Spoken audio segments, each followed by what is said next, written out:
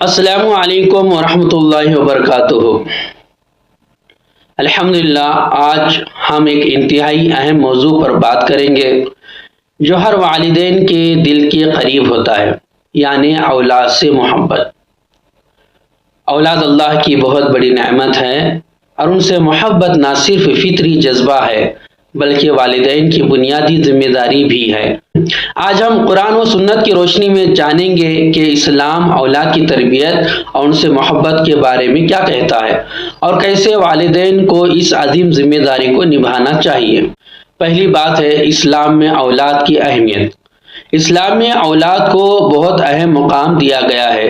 قرآن پاک اور حدیث میں والدین کو اولاد کی پرورش اور تربیت پر خصوصی توجہ دینے کی تلقین کی گئی ہے۔ قرآن مجید میں اللہ تعالیٰ فرماتا ہے، تمہارے مال اور تمہاری اولاد تمہارے لیے آزمائش ہے۔ یہ آیت ہمیں بتاتی ہے کہ اولاد ایک امتحان ہے اور ہمیں اس نعمت کی قدر کرتے ہوئے ان کی صحیح رہنمائی کرنی چاہیے۔ نبی کریم صلی اللہ علیہ وسلم نے فرمایا، ہر بچہ فطرت پر پیدا ہوتا ہے، پھر اس کے والدین اسے یہودی، نصرانی یا مجوسی بنا دیتے ہیں۔ اس حدیث میں والدین کی ذمہ داری کو واضح کیا گیا ہے کہ وہ اپنی اولاد کو دین کی راہ پر چلائیں۔ دوسری بات یہ ہے کہ محبت اور تربیت میں توازن۔ محبت کا مطلب صرف اولاد کو دنیاوی سہولتیں فراہم کرنا نہیں ہے بلکہ ان کو دینی و اخلاقی تربیت بھی دینا ضروری ہے۔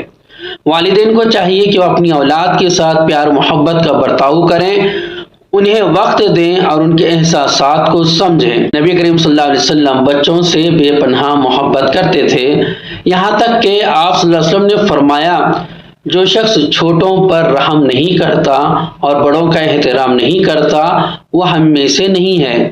محبت کا مطلب یہ نہیں کہ بچوں سے بے پناہ محبت ناز و نعمت سے پالا جائے، بلکہ انہیں صحیح اور غلط کی تمیز سکھانا ضروری ہے۔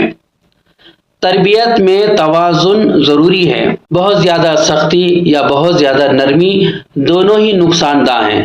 والدین کو چاہیے کہ وہ بچوں کی رہنمائی محبت سے کریں تاکہ بچے والدین سے ڈرے نہیں بلکہ ان کی باتوں کو دل سے قبول کریں۔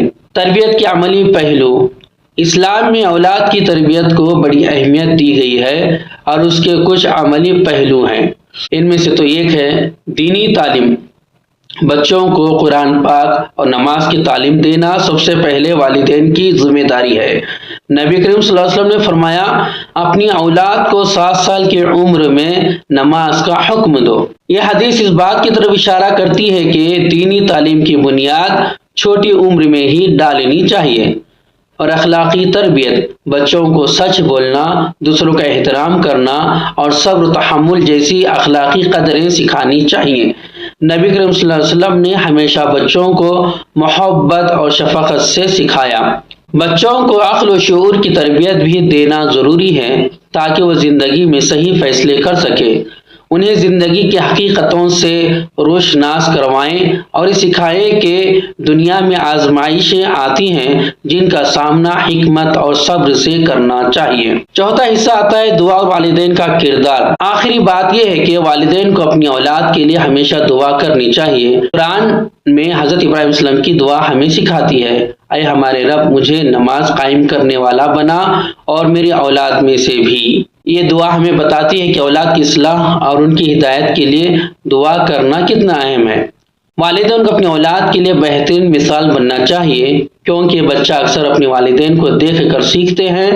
اگر والدین خود دین پر عمل کریں گے، اخلاقیات کا مظاہرہ کریں گے تو ان کی اولاد بھی ان کی پیروی کرے گی۔ پانچویں چیز ہے والدین کا رویہ اور اثرات۔ والدین کا رویہ اولاد کی شخصیت پر گہرا اثر ڈالتا ہے۔